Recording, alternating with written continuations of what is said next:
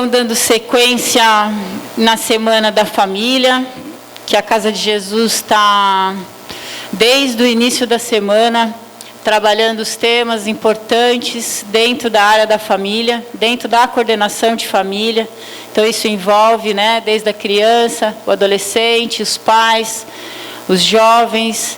E hoje nós vamos tratar, a Elane Raimundo vai trazer para a gente o tema família e a terceira, quarta idade. Que Deus te ilumine, Elane. Boa tarde a todos e a todas. Que possamos nos sentir no abraço do Mestre Jesus, que nos acompanha a todo instante, assim quando nós permitimos que Ele o faça. Estamos em festa essa semana. Primeira semana da família na Casa de Jesus. Desde segunda-feira é a temática que tem nos acompanhado. E a mim coube falar da melhor idade, da terceira, da quarta, da quinta, dessa idade em que todos nós queremos chegar, não é verdade? Que todos nós, alguns já estamos, e que muitos de nós ainda se sentem longe e muito já se sente dentro dela. Falar dessa idade, do idoso, fez com que a gente recuperasse uma fala de Paulo quando ele nos alerta. Mas se alguém não tem cuidado dos seus, e principalmente dos da sua família, negou a fé e é pior do que o infiel. Nós estamos vivendo um modelo de família que a gente tem chamado de novo.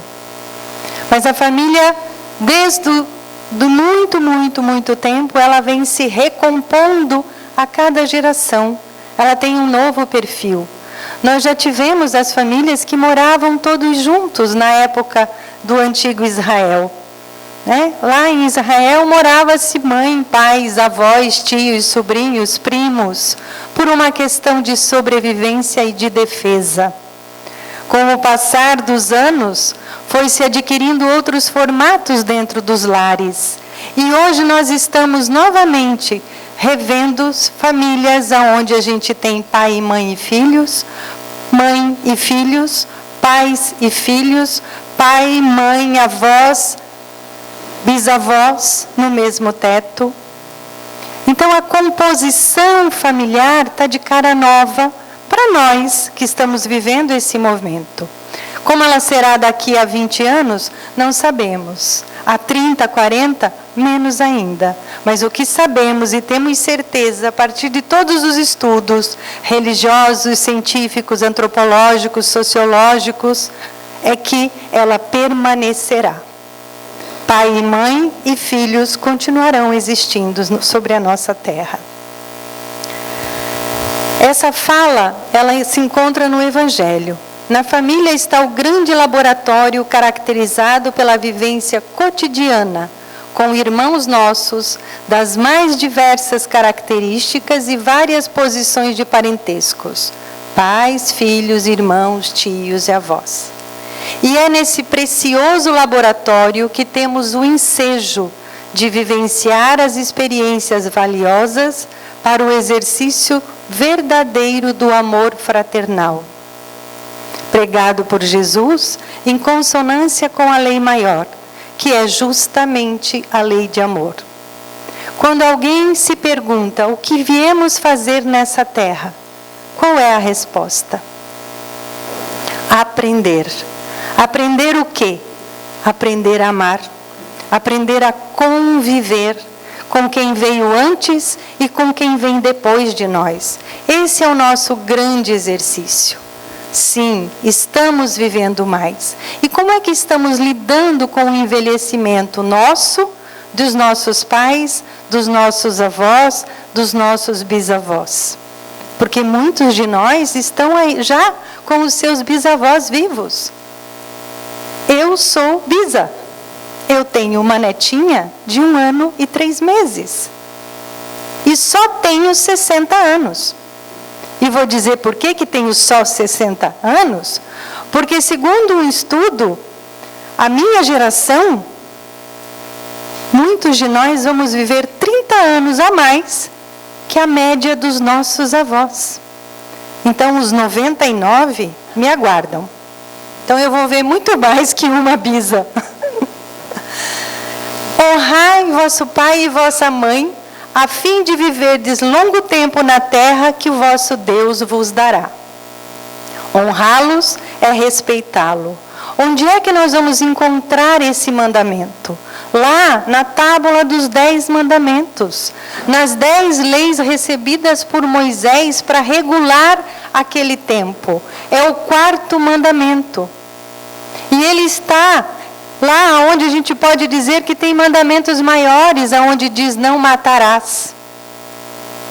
Mas honrar pai e mãe é muito mais do que não matarás. Porque quando a gente aprende a honrar a nossa origem, dificilmente nós vamos matar.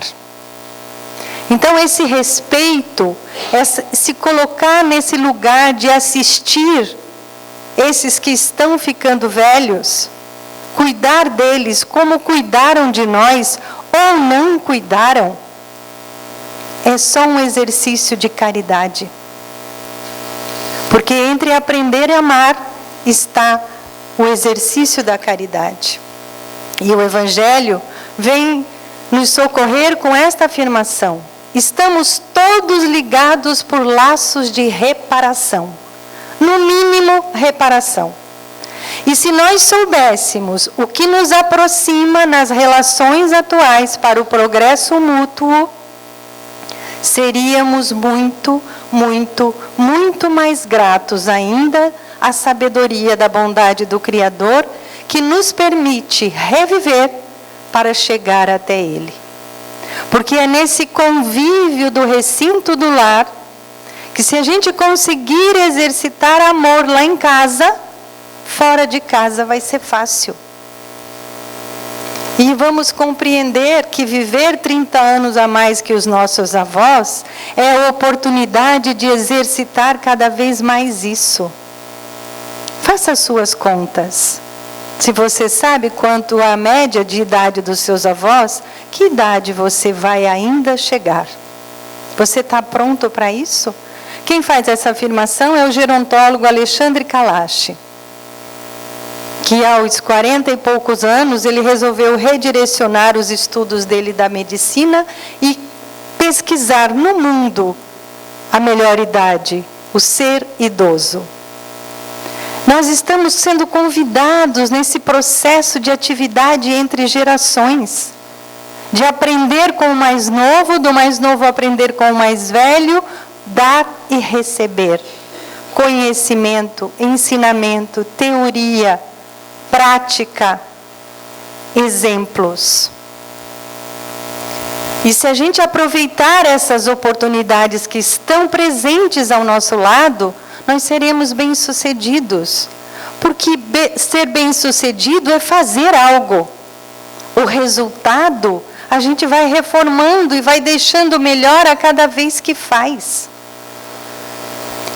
E se a gente enxerga e agarra essa oportunidade, a gente vai ficar mais capacitado para viver para sempre, que é o sonho de muitos de nós.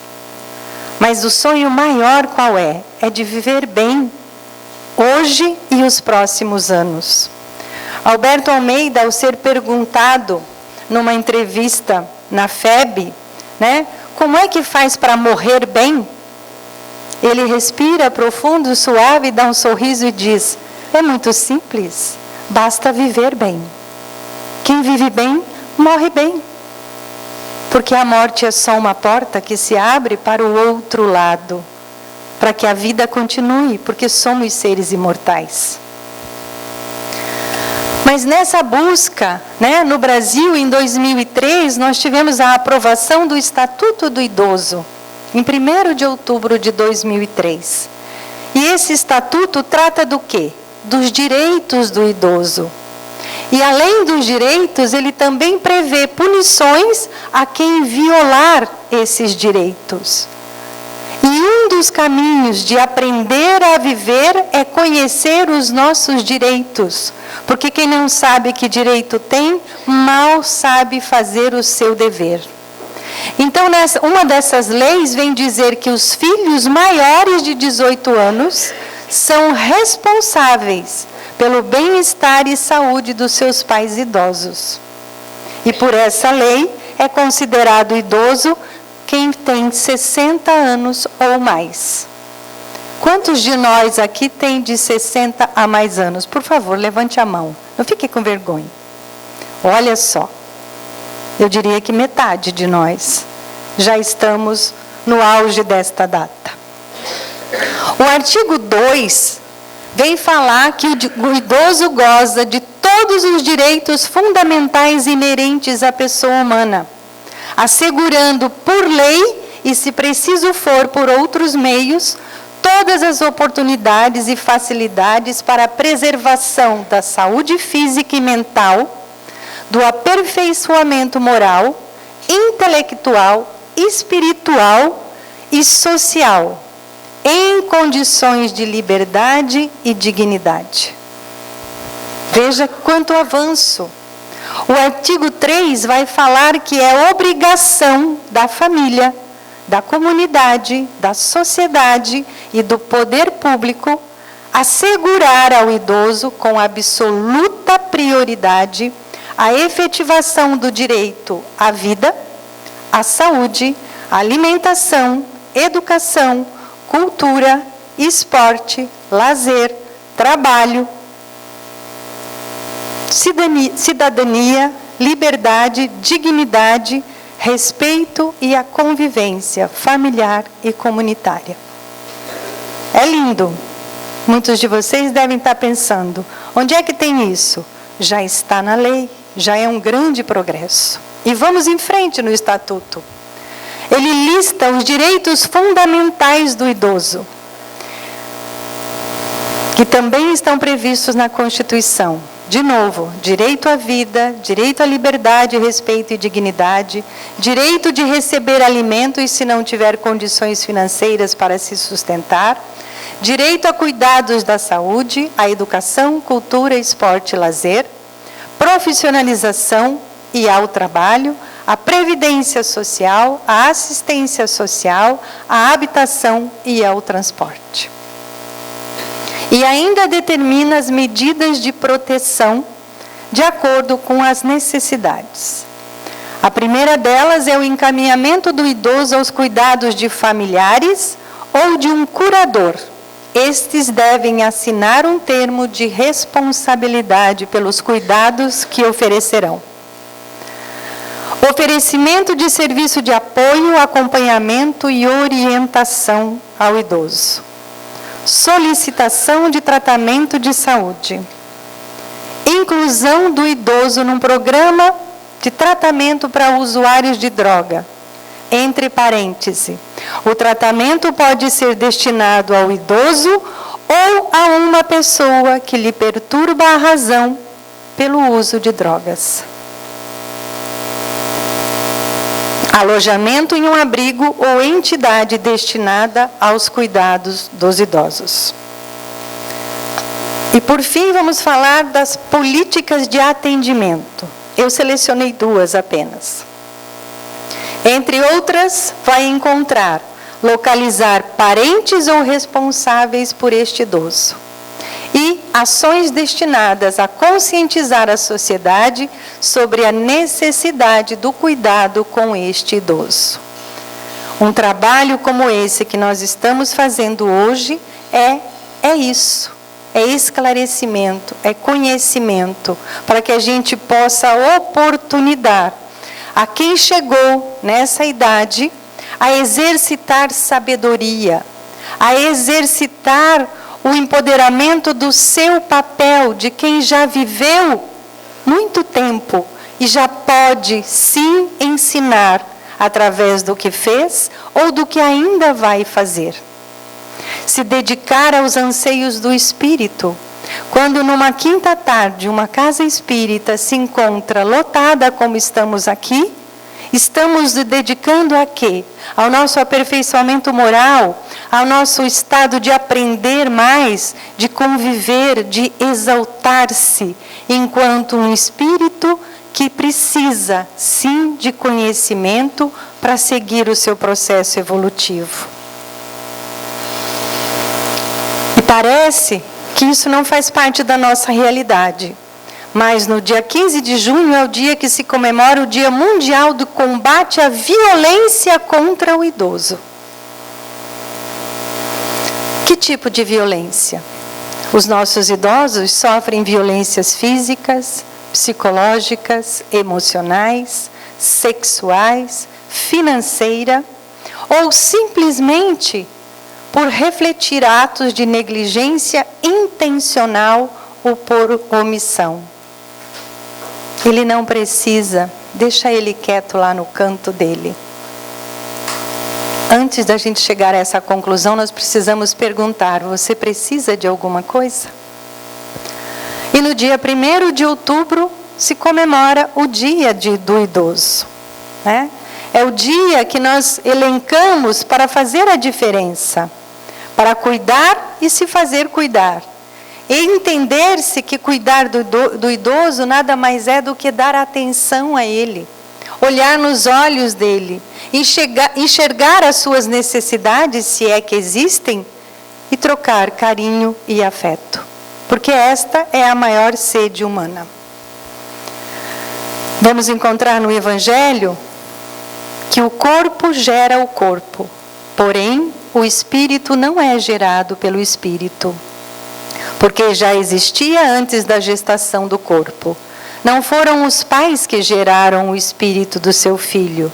Eles apenas fornecem-lhe um corpo carnal.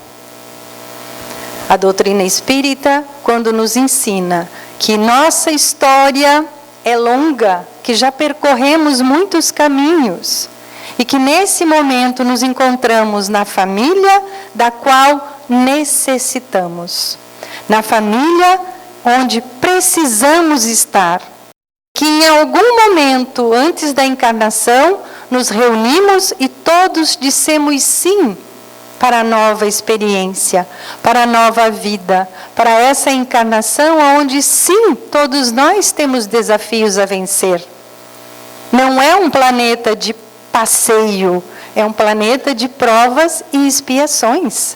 É para cá que a gente combina com as pessoas com quem a gente convive, como é que vamos reparar os nossos débitos, como vamos reparar aqueles aspectos nossos que precisam de evolução. E quando a gente se torna idoso, as limitações do corpo, as doenças, nos colocam à prova. Principalmente quando já aprendemos no Espiritismo que quem adoece é o corpo por reflexo da história do espírito. E aí então nós podemos escolher se vamos ser idosos ou se vamos ser velhos.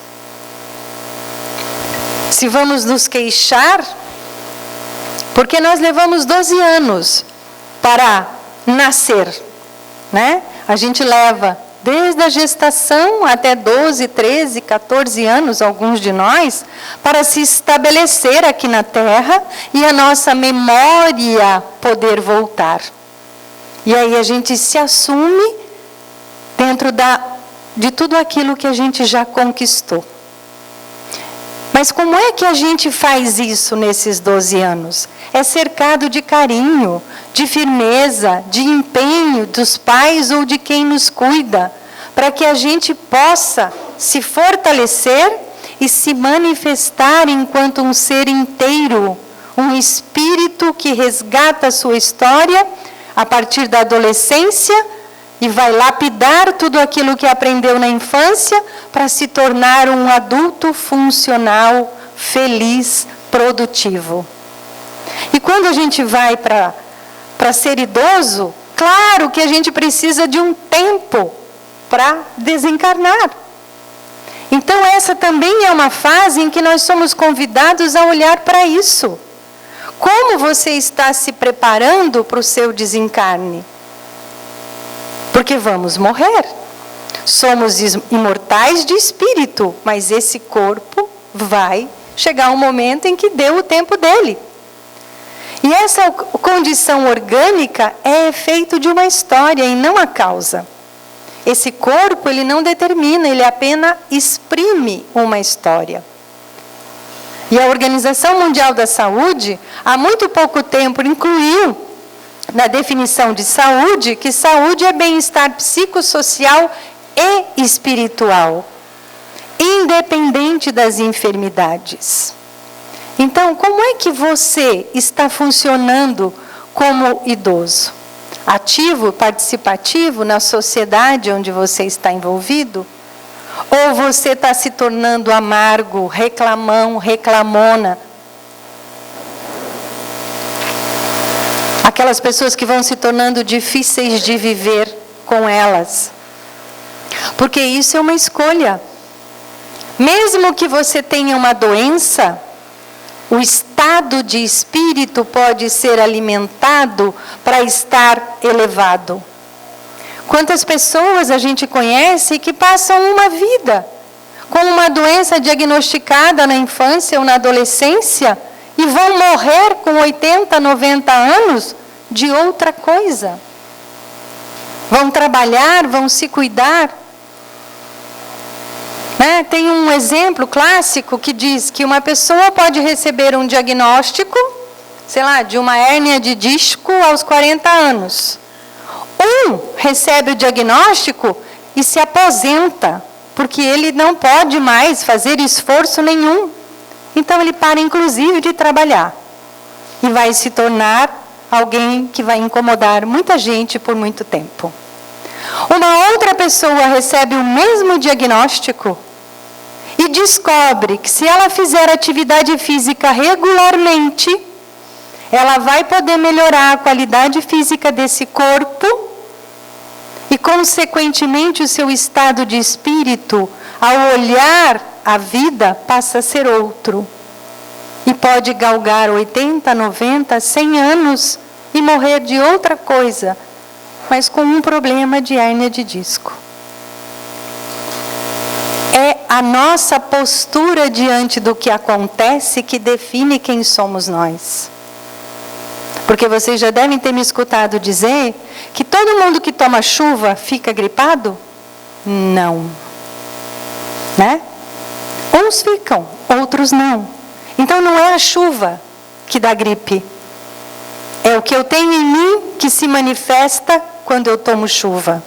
É a forma como eu lido com o vento frio que vai fazer eu espirrar ou não espirrar. Não é todo mundo que leva uma lufada de vento e espirra. É como esse corpo se encontra.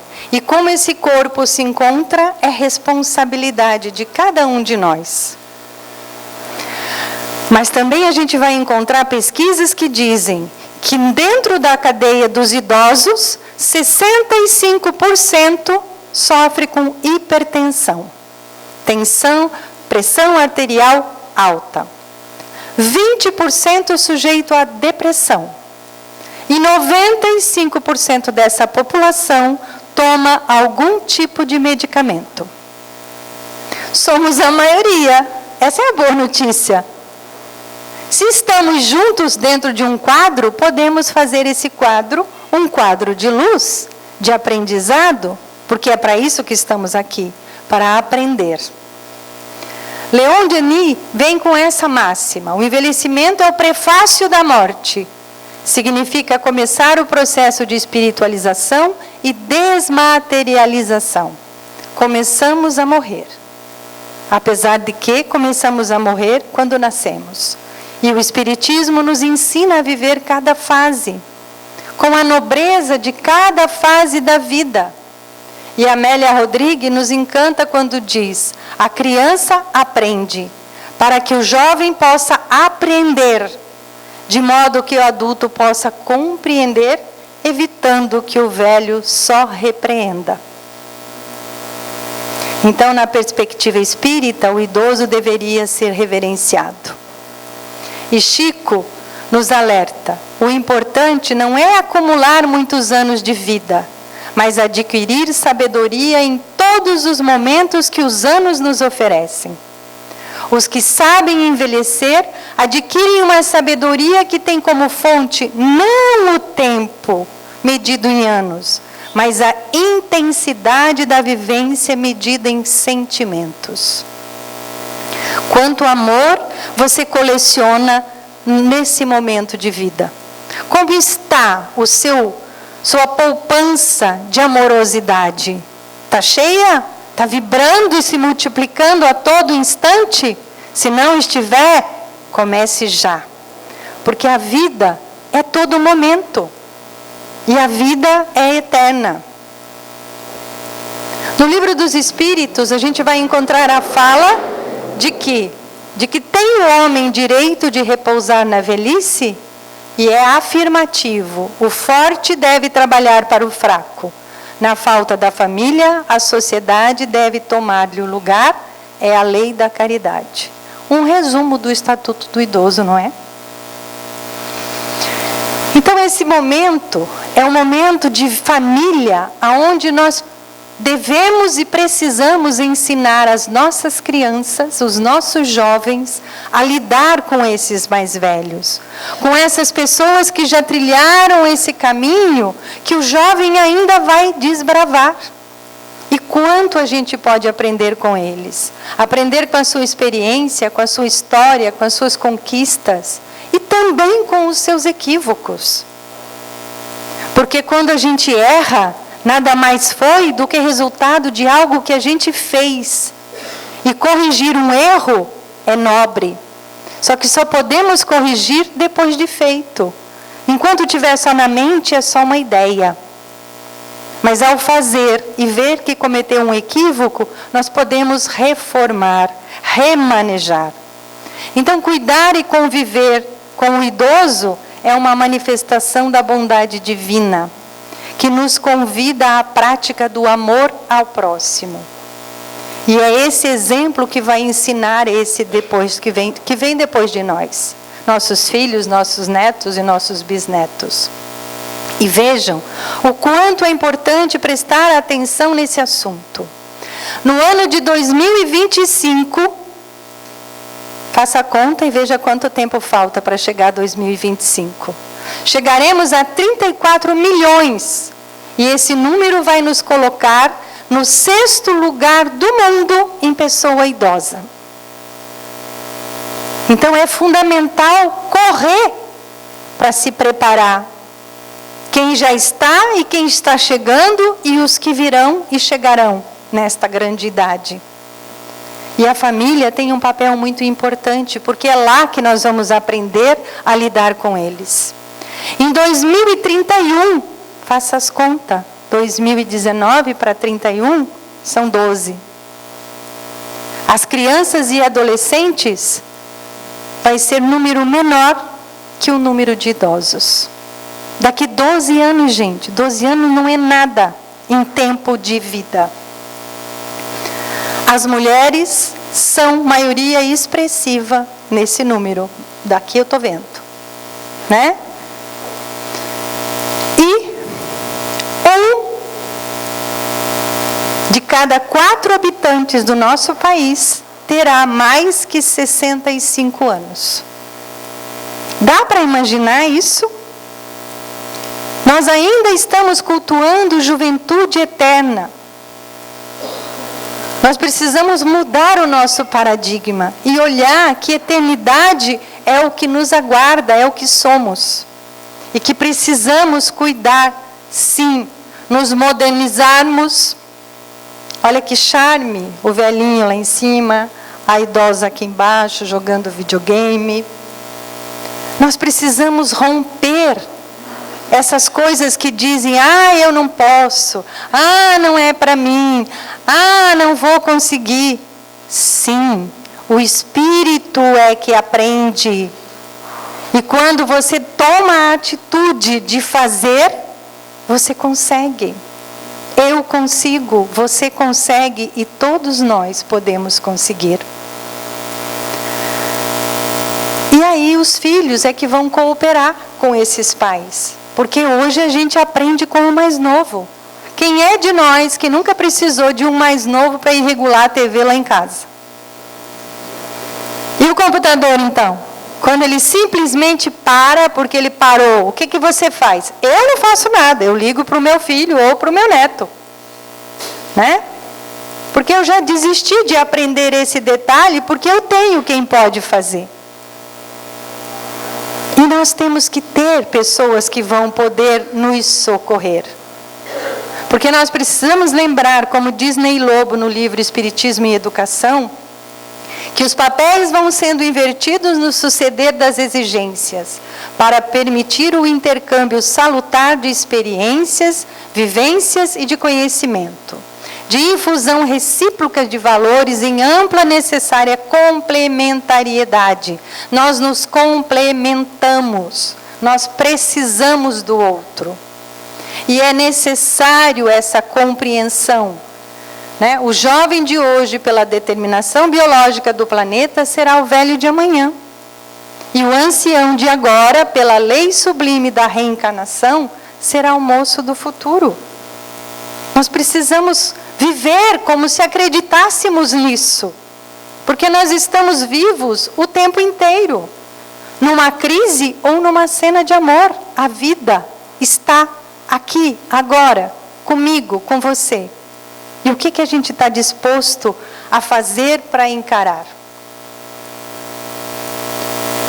Só um toque.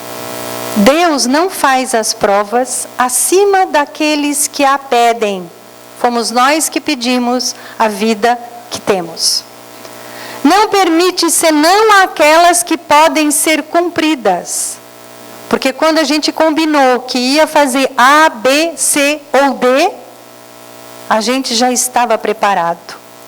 Se não triunfa, não é pois por possibilidade que falta, mas por falta de vontade. A vontade é que nos move. A vontade é que nos arranca da cama toda manhã para fazer, seja lá o que cada um de nós tem para fazer. É a vontade que faz com que a gente venha até aqui, numa tarde de quinta-feira. E as fortes provas são quase sempre indício de um fim de sofrimento, de um aperfeiçoamento do espírito, quando são aceitas por amor a Deus.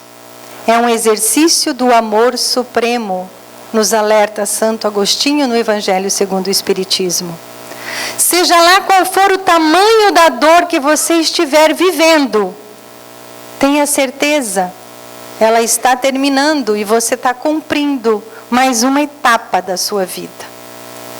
Então, na família, nós vamos manter esses vínculos afetivos entre nós e os idosos. Porque o idoso precisa ser recuperado, precisa ser valorizado, precisa viver com dignidade no ambiente familiar ou, se for preciso, aonde ele estiver morando, mesmo que seja nas chamadas casas de repouso, nós precisamos visitá-los. E para encerrar, eu trago o Vitor Hugo, quando ele diz: quando eu descer à sepultura, afirmarei como muitos outros, terminei meu dia de trabalho. Mas não posso afirmar, terminei minha vida. Meu trabalho começará na manhã seguinte. A tumba não é uma viela, é uma passagem livre. Fecha-se ao lusco-fusco e abre-se ao romper da aurora, da alva dia, que recomeça todos os dias para todos nós. E Kardec nos lembra: nascer, morrer, renascer ainda e progredir sempre. Esta é a lei imutável de amor. Que o amor do Pai nos envolva e nos proteja para que possamos seguir além, porque é lá que nós iremos. Muito obrigada.